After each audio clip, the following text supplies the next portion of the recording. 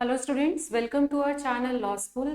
आज हम AILET 2020 exam का सेकंड पार्ट है आज का, क्योंकि हाफ ऑफ पेपर हमने लास्ट सेशन में डिस्कस किया था और जो बाकी क्वेश्चन आपके बचे हुए हैं वो हमने आज डिस्कस करने हैं, जो कि आपके AILET 2020 के एग्जाम में आपने देखे थे। तो रीजनिंग के सेकंड हाफ पार्ट जो है वो डिस्कस करना स्टार्ट करते हैं। चलिए, तो पिछले सेशन में मेजरली हमने दो पैराग्राफ्स डिस्कस किए थे, जिसमें कि एक आपकी बहुत अच्छी पजल थी और एक आपका ब्लड रिलेशन की पजल थी। नाउ नेक्स्ट पैराग्राफ आपकी रीजनिंग में जो आया था वो ये वाला है, जिसमें कि आपको यहां पर उसने एक क्वेश्चन दिया है सर्कुलर अरेंजमेंट का। उसने तीन नाम बताए हैं। कौन तीन लोग हैं ये सारे के सारे? Vidya, Umesh and Tanu are sitting around a circular table. और उसके बाद उसने बोला Arun, Beena and Chetan are sitting around the same table, but Arun, Beena और चेतन में से उसने कहा कि two of them are not facing centre. मतलब वो ये कहना चाह रहा है कि विद्या, उमेश और तनु, उनके बारे में कुछ नहीं बोला, तो बाय डिफॉल्ट वो सेंटर फेसिंग है। पर जो आपका ग्रुप है अरुण, बीना और चेतन का, इस ग्रुप में से दो लोग सेंटर फेस नहीं कर रहे, यानी वो बाहर फेस कर रहे हैं। एक इनवर्ड फेसिंग होगा, दो आउटवर्ड फेसिंग होंगे।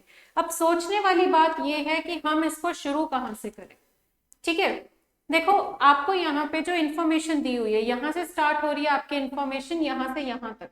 विद्या is second to the left of Chetan. अब लेफ्ट ऑफ चेतन मतलब चेतन का फेसिंग पता होगा तभी हम उसका लेफ्ट पता करेंगे। तो चेतन का फेसिंग तो डाउटफुल वाले में है, क्योंकि इन तीन में से कोई दो, कौन दो वो हमें पता नहीं, जो इनवर्ड या आउटवर्ड फेसिंग होंगे। तो इसे अभी शुरू करने का कोई खास फायदा नहीं है। फिर उमेश है second the right of Arun.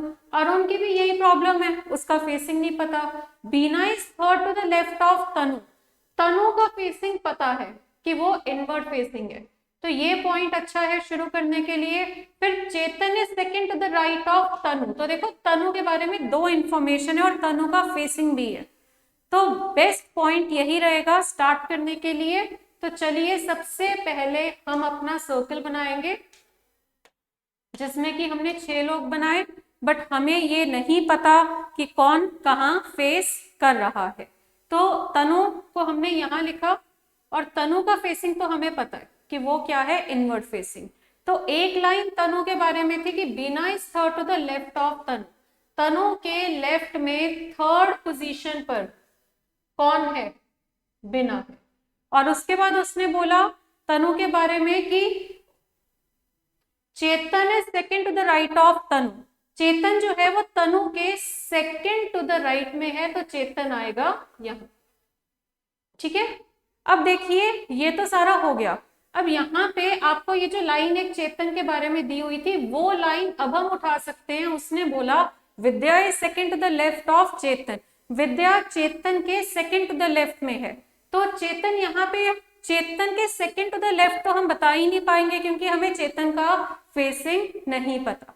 But Vidya is second to the left of Chetan का मतलब क्या है कि विद्या और चेतन के बीच में एक बंदा है। तो अगर विद्या और चेतन के बीच में एक बंदा है, तो यहाँ पे आप देखिए चेतन की एक जगह छोड़ के यहाँ पे तो तनु है, यहाँ पे तो आप विद्या को लिख ही नहीं सकते। इसका मतलब अदर साइड हमें एक जगह छोड़ के यहाँ पर किसको लिखना है? विद्या को लिखना है। ठीक है, क्लियर। अब विद्या को हमने बिठा दिया। अब विद्या का कह रहे हैं कि Vidya is second to the left of Chetan. Vidya जो है वो चेतन के सेकंड टू द लेफ्ट है, तो चेतन का लेफ्ट अगर विद्या की तरफ है तो चेतन कहाँ फेस करेगा? चेतन फेस करेगा आउटसाइड। ठीक है, उसके बाद लास्ट में एक लाइन है कि Arun and Chetan are not sitting together. Arun और चेतन एक साथ नहीं बैठे, तो चेतन के साथ अरुण नहीं आ सकता, तो अरुण को हमने लिखा यहां पर। और फिर इधर कौन रह गया? एक ही पर्सन जिसका नाम क्या है? उमेश। ठीक है, अब इसमें देखो विद्या, उमेश और तनु जो है वो इनवर्ड फेसिंग है। विद्या जो है वो इनवर्ड फेसिंग है, ठीक है। उमेश जो है वो इनवर्ड फेसिंग है, तनु जो है वो इनवर्ड फेसिंग है। पर आपको एक लाइन दी हुई है कि Umesh is second to the right of Arun. जहां पर उमेश है वो अरुण का सेकंड टू द राइट है, तो अरुण कहाँ फेस करेगा कि उसका राइट इधर आए, तो अरुण फेस करेगा इनवर्ड, तभी उसका राइट उमेश की तरफ आ सकता है। तो अब यहाँ पे उसने पर्सन दिया है अरुण, बीना और चेतन, तो अरुण, बीना और चेतन की बात हो रही है। तो आप देखिए अरुण ये रहा, बीना यहाँ है, चेतन यहाँ है। अरुण इनवर्ड फेसिंग है, चेतन आउटवर्ड फेसिंग है, तो क्योंकि अरुण इनवर्ड फेसिंग है जिस वजह से बीना और चेतन ये दोनों वो लोग हैं जो कि आउटवर्ड फेसिंग है, क्योंकि उसने बोला था 3 में से सिर्फ एक इनवर्ड होगा जो कि अरुण हो चुका है, तो बाकी 2 जो रह गए वो थे आउटवर्ड फेसिंग। तो इसी के साथ ये पजल हमारा सॉल्व होता है और आपने देखा पेपर में काफी अच्छा क्वेश्चन था, लॉजिकल था, इसको आप डिफिकल्ट नहीं बोल सकते, ये थोड़ा लॉजिकल कह सकते हो, तो ये आपके पेपर में आ रखा है। तो चलिए सॉल्व करते हैं आगे इसके questions. Which of the following is not facing centre, अभी हमने देखा कौन है जो सेंटर फेस नहीं कर रहे, वो है बीना एंड चेतन, यानी आंसर होगा इसका option number C. Clear? Which of the following is the position of Tanu in respect of Beena, Beena से तनु की पोजीशन क्या है, तो ये देखिए तनु यहाँ है, बिना यहाँ है, ऑपोजिट है, तो ऑपोजिट के केस में क्या हो रहा है, देखो लेफ्ट से देखोगे तब भी बिना थर्ड है, राइट से देखोगे तब भी बिना थर्ड है, ठीक है, तो यानी इसका आंसर क्या होगा, देखिए third to the left and right both, तो आंसर इसका होगा option number D. Okay, what is the position of Vidya in respect to Chetan, ठीक है, विद्या इन रिस्पेक्ट टू चेतन पूछ रहा है, मतलब चेतन से देखो विद्या की कितनी पोजीशन है, ठीक है, चेतन ये रहा, तो अगर आप लेफ्ट से देख रहे हो तो विद्या सेकंड, और अगर आप चेतन राइट से देख रहे हो, चेतन के राइट से देख रहे हो तो 1 2 3 4, राइट से क्या है, फोर्थ है, लेफ्ट से सेकंड है, राइट से फोर्थ है, तो देखते हैं ऑप्शन में क्या दिया होगा, फोर्थ टू द राइट दिया होगा, ठीक है, सेकंड जो दिया हुआ है टू द राइट कह रहा है, क्योंकि लेफ्ट से सेकंड थी तो सेकंड वाला तो हम ले नहीं पाएंगे, तो हमें लेना पड़ेगा फोर्थ टू द राइट, तो आंसर इसका होगा ऑप्शन नंबर सी। चलिए next question, which of the following statements is correct, हाँ जी बताइए इसका आंसर क्या होगा, which of the following statements is correct,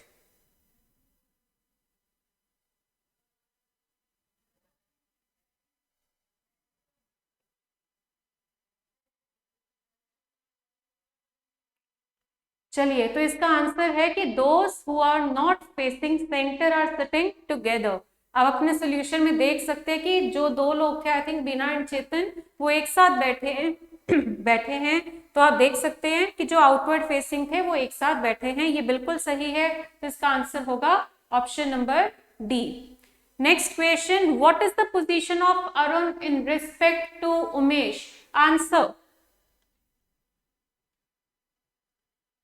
हाँ जी इसका आंसर होगा ए ऑप्शन, अब तो आप देख सकते हैं आंसर होगा A option, second to the left.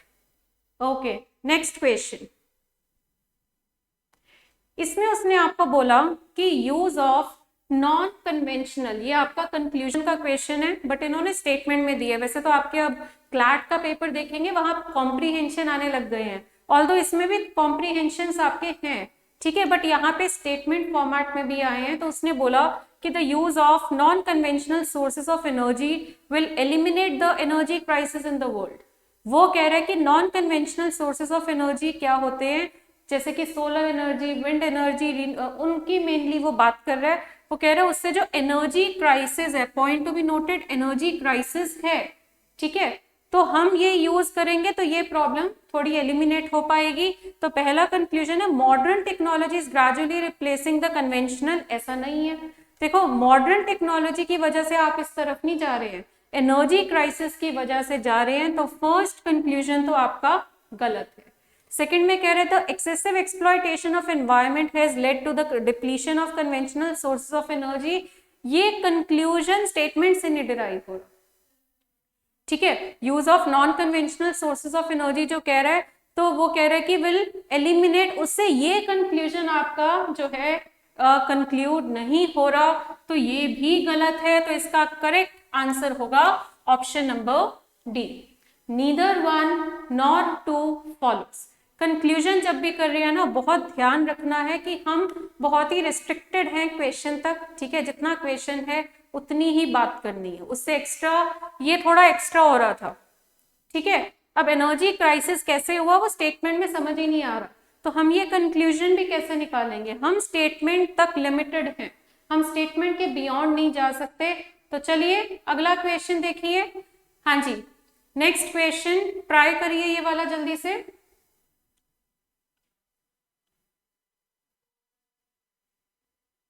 उसने बोला कि computer advertisements now fill magazine pages, but the real computer revolution in India is taking place quietly and is a likely organization of government।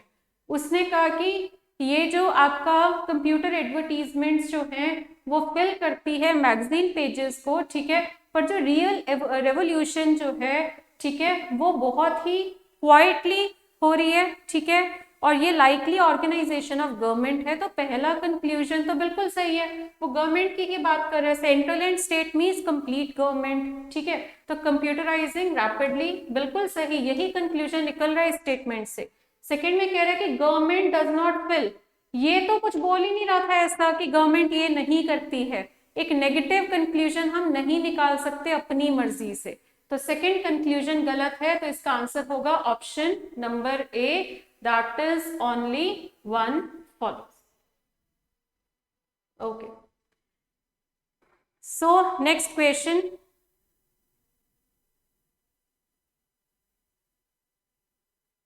हाँ जी, अब ये आपकी है analogy, दो question है आपके सामने, एक तो ये वाला और एक आपका ये वाला। हाँ जी, करिए ट्राई।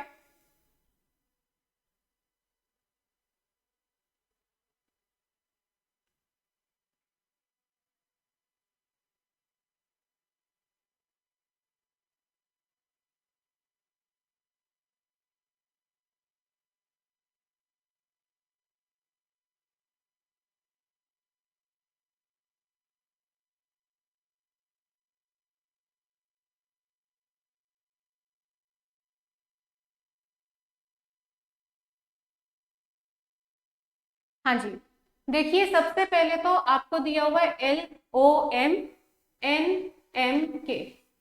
देखिए L से N कैसे आता है, +2 करके, O से M कैसे आता है, -2, M से K कैसे आता है, -2। उसके बाद नेक्स्ट आपको दिया हुआ है PKI, तो ये भी आपका यही रूल चलेगा, +2 -2 और -2 का, तो PQR, ठीक है, K में -2 किया K 11 होता है, -2 किया 9 यानी कि I, 9 -2 7 यानी G, तो आंसर इसका आपका क्या होगा, ऑप्शन नंबर ए, इसका करेक्ट आंसर है ऑप्शन नंबर ए। आगे बढ़ते हैं नेक्स्ट क्वेश्चन की तरफ। हाँ जी, ये देखिए इसका आंसर क्या होगा।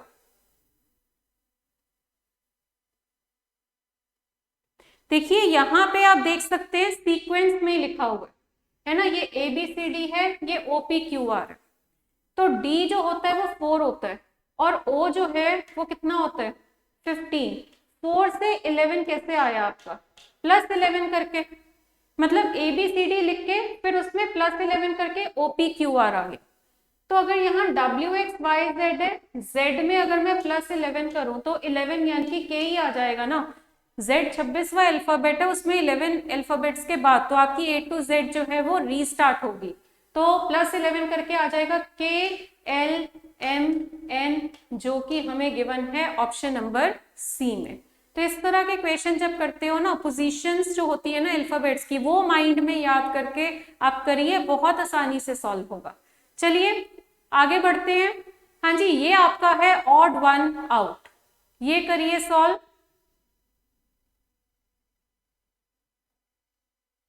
हाँ जी, इसका आंसर देखिए क्या होगा।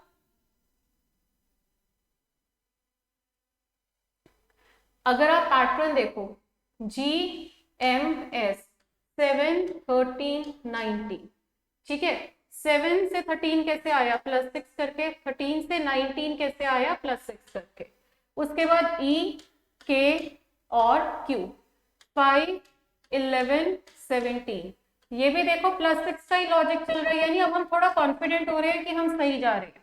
उसके बाद JOU, J होता है 10, O15 ये 21, ये +5 हो रहा है, यहाँ +6 हो रहा है, तो मतलब ऑड वन आउट होगा आपका सी ऑप्शन। देखो डी भी देखो 12, 18 और 24, ये +6 और +6 ही हो रहा है, तो सिर्फ सी ऑप्शन है जिसमें +5 +6 है, अदरवाइज बाकी सब में आपका +6 एंड +6 ही हो रहा है। क्लियर? तो इसका करेक्ट आंसर होगा option number C. Okay, next question देखते हैं, ये कौन बताएगा। काफी अच्छा क्वेश्चन है, मतलब ये जब पेपर में आया था तो कईयों ने तो जज ही नहीं कर पाए थे इसमें लॉजिक क्या है, लगे हुए थे पोजीशंस लिखने और मतलब सारा पोजीशंस लिख रहे हैं, देन उसमें प्लस देख रहे हैं कितना हो रहा है, बट ऐसा कुछ भी नहीं हो रहा है यहाँ पे। बहुत ही मतलब अनप्रिडिक्टेबल लॉजिक है इस क्वेश्चन में। देखिए ये ना आपके रीअरेंज करने पड़ेंगे, ये एक मीनिंगफुल वर्ड बन रहा है। ए वाले को अगर आप रीअरेंज करते हैं तो वो बनता है कैरट, CARROT। बी को अगर आप रीअरेंज करते हैं तो ये बनता है कर्टेन, ठीक है। सी को अगर आप रीअरेंज करते हैं तो ये बनता है हाँ कैबेज, ठीक है। और डी को अगर आप अरेंज करते हैं तो बनता है ब्रिंजल। अब आप ये देख लीजिए अरेंज करके, ये वेजिटेबल है, ये वेजिटेबल है, ये वेजिटेबल है, जबकि कर्टेन कोई भी वेजिटेबल नहीं है, तो आंसर इसका होगा ऑप्शन नंबर बी। तो ये काफी यूनिक सा लॉजिक था, या मतलब ये ऐसे से लॉजिक्स ना कई बार कुछ ऐसे क्वेश्चन वो डालते हैं जो मोस्ट ऑफ द स्टूडेंट्स ने अटेम्प्ट नहीं किए होते, तो ऐसे से रिपीट होने के भी चांसेस होते हैं, ठीक है। तो ध्यान रखना, इस तरह से भी आपको सोचना पड़ सकता है।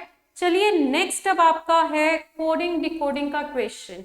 देखिए इसको एक बार ट्राई करिए।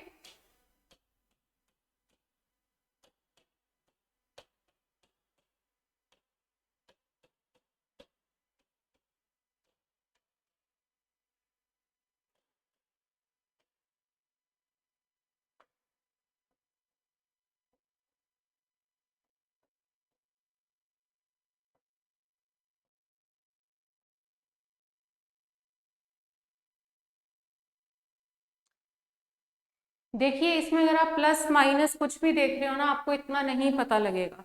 अब आप यहाँ पे देखो, एक्चुअली ये ना फिक्स का केस है, ठीक है। जैसे कि आप यहाँ पे जो अल्फाबेट देख रहे हैं, तो वो सारे, जैसे ये टी की जगह पे क्या है, बी है, इधर देखो टी की जगह पे क्या आ रहा है, बी आ रहा है।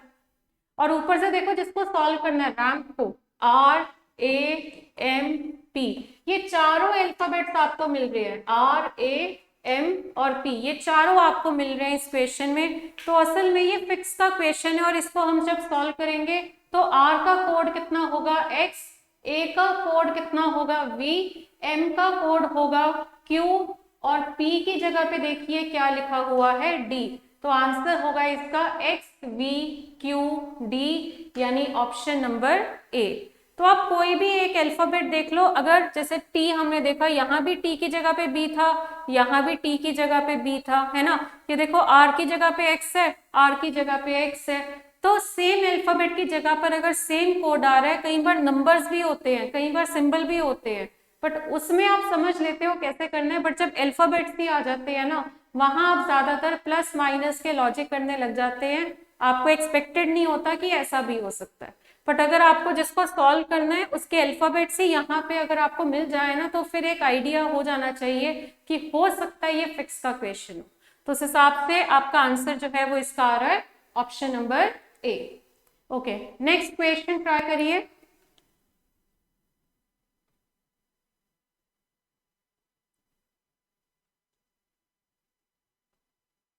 हाँ जी, ये वाला करिए।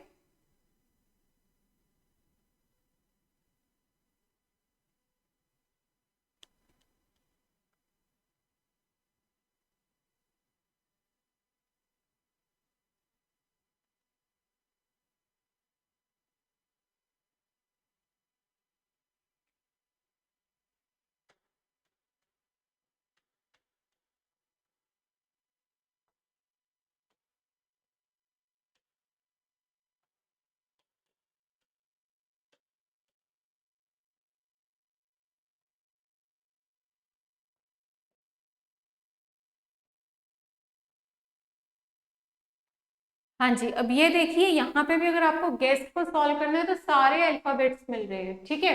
तो आप यहाँ पे देखिए, पहले तो ये फिक्स का केस तो नहीं है, यू की जगह पे क्यू है, इधर भी यू की जगह पे क्यू है, ठीक है। और कोई आपका नहीं हो रहा, सिर्फ यू से ही पता लग रहा है। तो अगर यू की जगह पे दोनों वर्ड्स में जो यू है उसकी जगह पे अगर सेम कोड आ रहा है, मतलब ये फिक्स का केस है, यानी जे का कोड होगा पी, एन का कोड होगा आर, ई का कोड होगा एस। तो अगर मुझे गेस्ट को सॉल्व करना है तो गेस्ट को हम कैसे सॉल्व करेंगे, देखिए जी की जगह पे क्या आ रहा है, देखिए जी की जगह पे आ रहा है एफ, तो यहाँ पे हमने लिखा एफ, यू की जगह पे क्या आ रहा है क्यू, ई की जगह पे क्या आ रहा है देखिए एस, एस की जगह पे देखिए कौन सा कोड आ रहा है एम, और टी की जगह पे क्या आ रहा है आपका देखिए एन। तो F Q S M N answer है जो कि आपको मिल रहा है F Q S M N, option number C में। क्लियर? ओके, चलिए तो अगला क्वेश्चन जो है वो आपका क्लॉक का क्वेश्चन है। उसने बोला कि एक क्लॉक जो है वो 5 AM पे बिल्कुल सही थी, राइट। यहाँ पे उसने बोला कि क्लॉक लूज कर रही है कितना, 16 मिनट्स इन 24 आवर्स, 24 घंटों में आपकी क्लॉक जो है वो 16 मिनट जो है वो लूज कर रही है। What will be the right time when the clock indicates 10 PM on the third day? ये आपसे पूछा जा रहा है। हाँ जी, ये देखिए एक बार,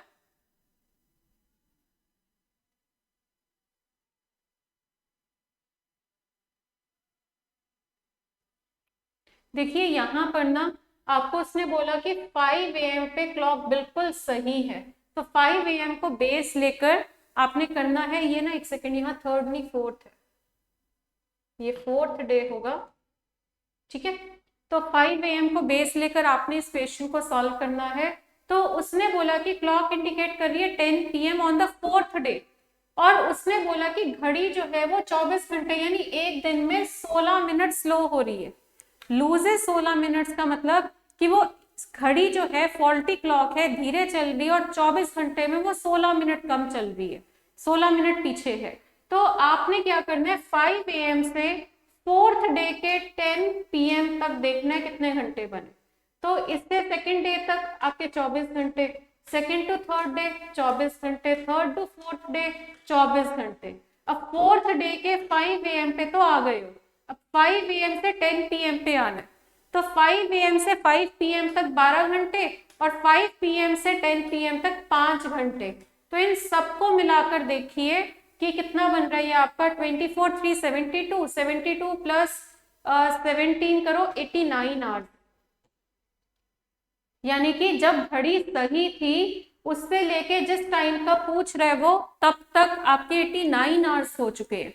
तो अगर आपकी घड़ी जो है वो 24 घंटे में 16 मिनट का लॉस कर रही है, ठीक है, तो आपकी घड़ी 89 आवर्स में कितना लॉस करेगी, 89 इंटू 16 अपॉन 24, ठीक है। तो ये अगर आप सॉल्व करते हो 8 2 जा 16, 8 3 जा 24, ठीक है, तो ये आपका आ जाएगा 178 अपॉन 3। तो इसको अगर आप सॉल्व करते हैं, ठीक है, 3 5 जा 15, 3 9 जा 27.3 समथिंग, मतलब ये 1 आवर है।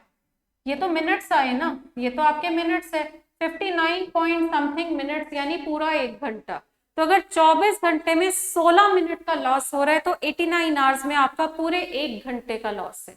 तो 1 घंटे के लॉस का मतलब क्या है कि फिर आपका आंसर क्या होगा, हाँ जी, तो 1 आवर लॉस है, तो 1 आवर लॉस से आप देख सकते हैं कि उसने बोला कि क्लॉक क्या time, what will be the right time when the clock indicates 10 PM, clock 10 PM दिखा रही है ना, क्लॉक जो है वो 10 PM का टाइम दिखा रही है। तो उसने पूछा कि फोर्थ डे पे बताइए, तो 10 PM दिख रहा है, जो स्लो चलने की वजह से दिख रहा है, कितना स्लो, 1 घंटा स्लो, तो यानी ट्रू टाइम या राइट टाइम आपका क्या होगा, 11 PM का।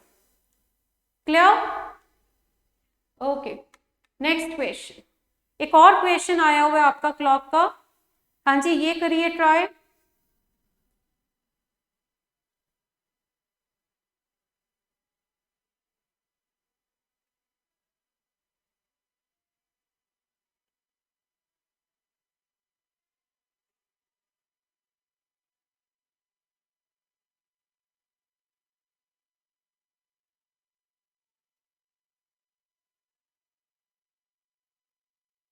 हाँ जी, नेक्स्ट क्वेश्चन ट्राई करिए सभी।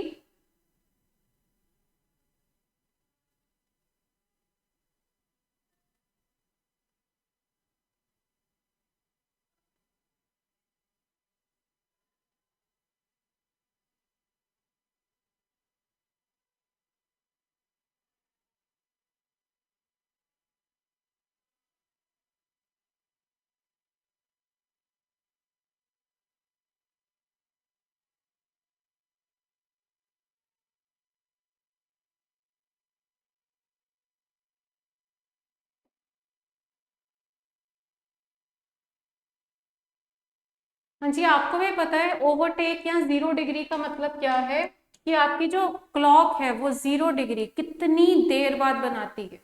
ये फैक्ट है, आपको भी पता है कि after 65 5/11 minutes, after 65 5/11 minutes both hands meet, दोनों हैंड्स इतनी देर के बाद फिर से मिलते। बट उसने तो कुछ और ही बोल दिया, ये तो असली है, ये तो रियल है। उसने बोल दिया कि वो मिल रही है 65 मिनट्स के बाद। ठीक है, तो 65 मिनट्स के बाद अगर वो मिल रहे हैं तो 65 मिनट्स में आपका गेन कितना हुआ। ठीक है, अब देखो गेन ही होगा ना मिनट्स का, तो 65 मिनट्स में आपका गेन कितना हुआ आप खुद देखिए। उसने 65 मिनट्स बोला, जबकि फैक्ट है 65 5/11 का। ठीक है, तो उस हिसाब से आपका ये देखिए 5/11 मिनट एक्स्ट्रा आ रहे हैं, है ना। तो आपके 5/11 मिनट एक्स्ट्रा आ रहे हैं। तो 65 मिनट्स में अगर इतना गेन है, तो आप मुझे बताइए, उसने बोला कि the minute hand how much does a clock gain और lose in a day. In a day मतलब 24 घंटे में। तो 24 घंटे में कितना होगा ये आपको बताना है। तो बस फिर आप ये कर दो 5/11 इंटू 24 डिवाइडेड बाय 65। ठीक है, आगे आपने कर दिया डिवाइडेड बाय 65। और क्योंकि ये 24 आवर्स है, ये 24 आवर्स है, उसको हम मिनट्स में लिखेंगे क्योंकि हमारा मिनट चल रहा है ना, तो इंटू 60 कर देंगे। 24 घंटे, 1 घंटे में 60 मिनट होते हैं। तो बस फिर अब अगर आप इसको कैलकुलेट करते हैं, तो इसका कैलकुलेट करके आपका 1440/143 मिनट्स आ रहा है। ठीक है, 1440/143 मिनट। तो ये सॉल्व अगर आप करते हो तो आंसर इसका आएगा ऑप्शन नंबर ए, 143 1 जा 143। ठीक है, आगे इंटू 0 करना है, तो आपने 10/11 मिनट का कितना हो रहा है, गेन हो रहा है। तो ये फैक्ट है, इस फैक्ट की हेल्प से हम पूरी कैलकुलेशन को कर पा रहे हैं। चलिए आगे बढ़ते हैं। नेक्स्ट क्वेश्चन आपका है कैलेंडर का। हाँ जी, ट्राई करिए।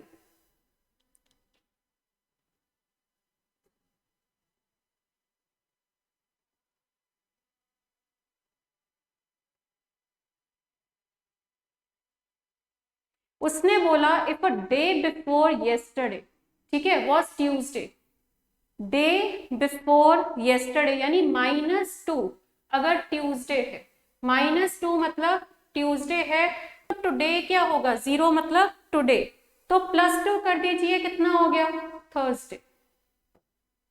ठीक है, ये आपका कितना हो गया, थर्सडे हो गया।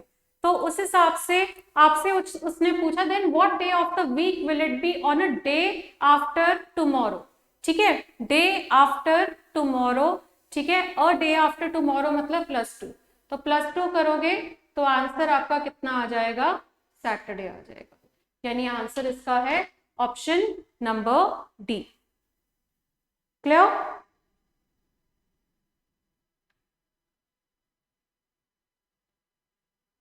ठीक है, चलो नेक्स्ट क्वेश्चन। हाँ जी, ये वाला ट्राई करिए सभी के सभी।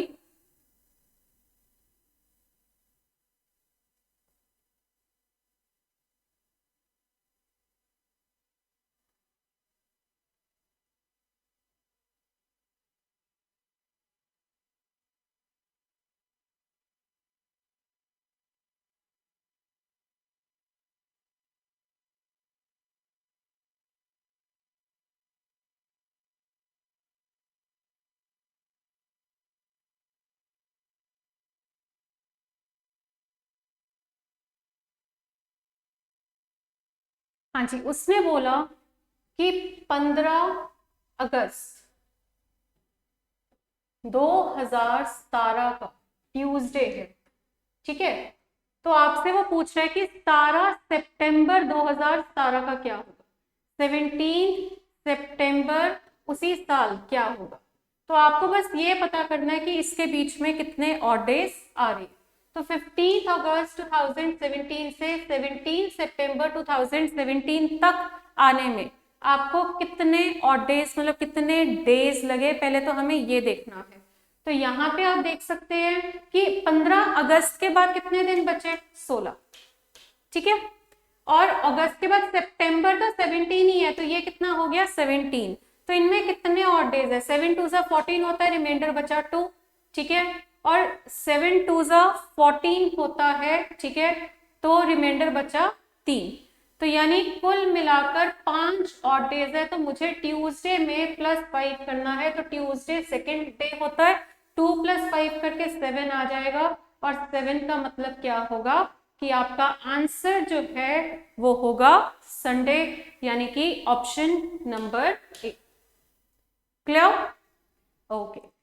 तो हमने जो लास्ट सेशन था उसमें आपका पजल्स कवर करी। आज के सेशन में मैंने आपके साथ कवर किए हैं थोड़े लॉजिकल रीजनिंग के क्वेश्चंस।